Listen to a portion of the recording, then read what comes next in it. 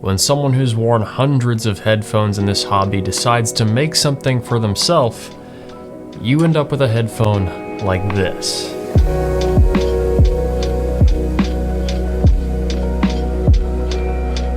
Hey guys, I'm DMS, you're watching The Headphone Show, and this is the Aurorus Australis. Now the guy who makes this headphone actually was doing reviews back when I started doing reviews. He stopped doing reviews and decided that he wanted to start working on a headphone. Two actually, the Borealis, which has already been covered before on the Headphone Show, and this one, Australis, its closed back counterpart. This is a really interesting headphone, so let's get started with build and comfort.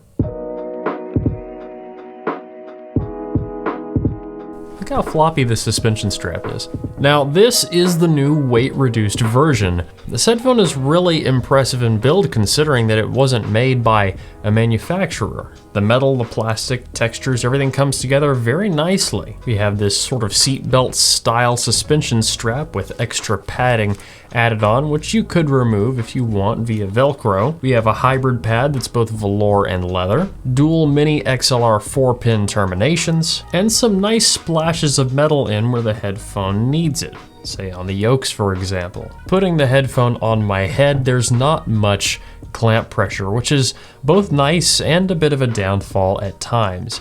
It does sit loosely on the head, which is very, very pleasing, but if I look down, the headphone slides down a little bit. If I look back, well, the headphone might fall off my head, and I can pretty easily just...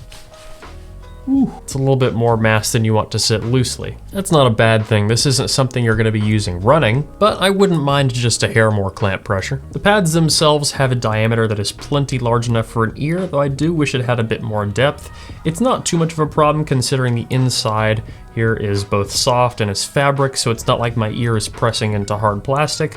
But it definitely does sit on the internal fabric. The pads can be changed with relative ease, just like pretty much any other headphone. They're simply secured by a lip, and when we take them off, we get a view of a very interesting baffle. But once again, this baffle shows me how well designed this is. I would go so far as to say that the build of this is definitely better than a lot of Headphones out there, and as is the comfort. On the side, you can adjust the suspension strap up and down, and then you can tighten it more in place if you want to.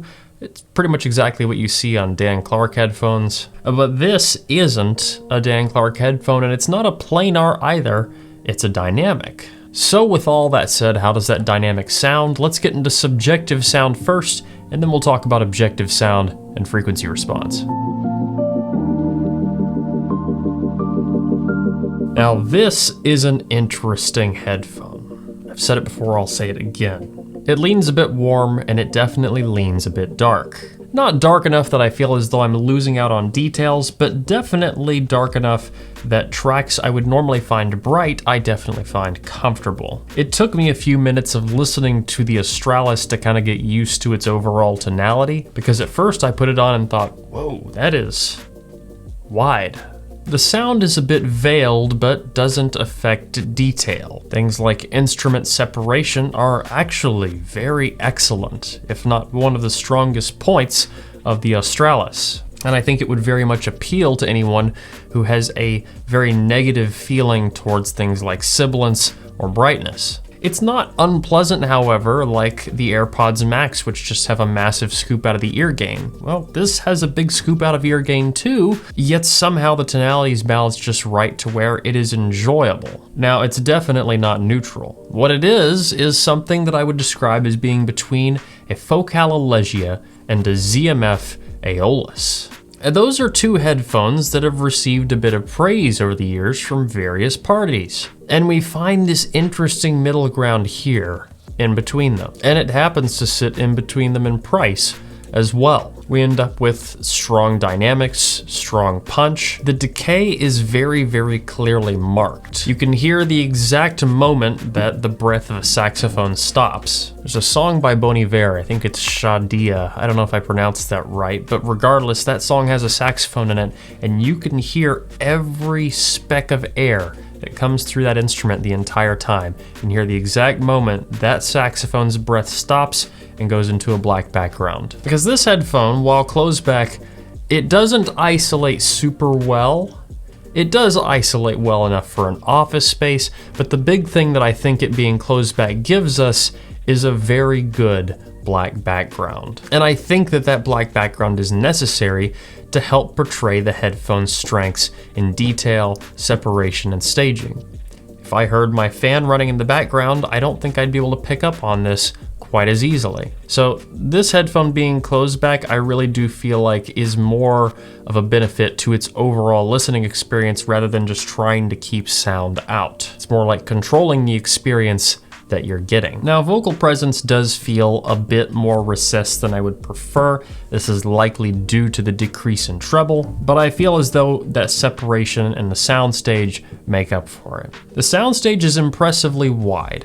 It's not going to blow your mind like an HD800, but it's also not going to stab you in the ears like an HD800 might on a brighter track. And despite it being darker and warmer, the timbre doesn't suffer much. It's still very rich, and there's few instruments I've found that truly sound out of balance, unnatural, plastic, or so on. The Australis does a good job of keeping a richness that, while I do not think I would ever experience in a live setting, is very pleasing to have at home in my chair. So with all of that said, let's talk about objective sound.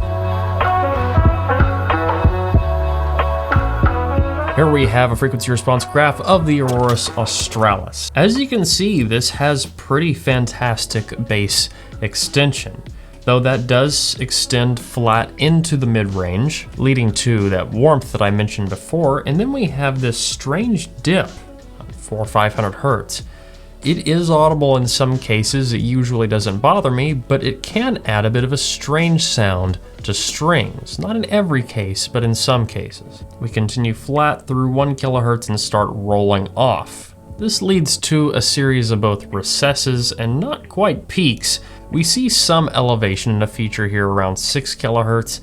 It's not crazy, but it is definitely more elevated than the rest of the treble, though that elevation is still considerably lower than the mid-range and bass, so it doesn't really stand out. All in all, what you can see that we get though is a relatively linear headphone with a downward slope as you get farther into the treble.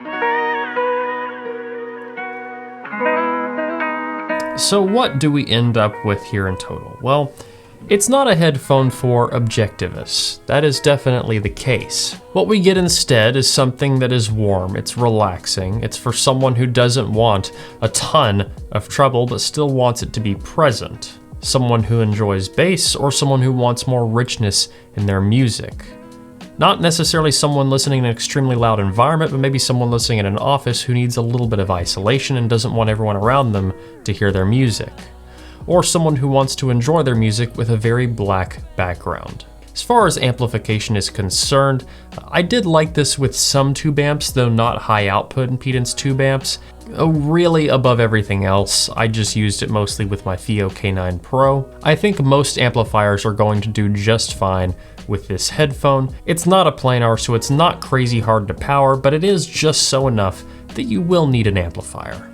Do I recommend the Australis? It's a very strange headphone, and like I said, it's definitely not for objectivists, but I definitely do think it's the right headphone for someone, and it's one that I almost would have added to my collection. But the last thing I need right now is more headphones. There are definitely cases, however, where I could see myself using this headphone and enjoying it quite a bit, because I did use it a lot of times and enjoyed it quite a bit. And is it worth its price? Well, honestly, for the amount of time that probably had to be put into this thing's construction, I would say so, actually.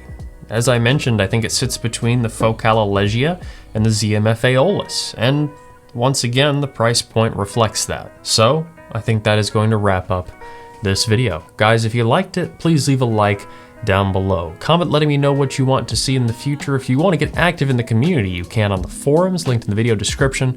As always, don't forget to stick around and subscribe for more videos like this. Till the next one. Peace.